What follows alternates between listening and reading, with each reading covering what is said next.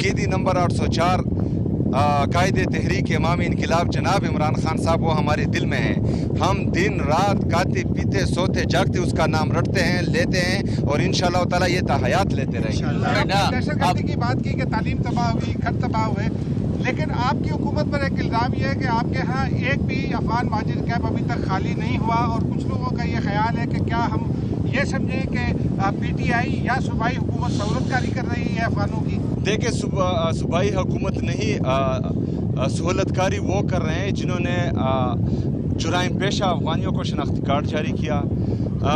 سہولت کاری وہ کر رہے ہیں جنہوں نے اس افغانی جرائم پیشہ افغانی کے الیکشن کمیشن میں کاغذات منظور کروائے. سہولت کاری وہ کر رہا ہے جنہوں نے 1500 اور 1600 ووٹوں پر اس کو ایم پی اے بنایا.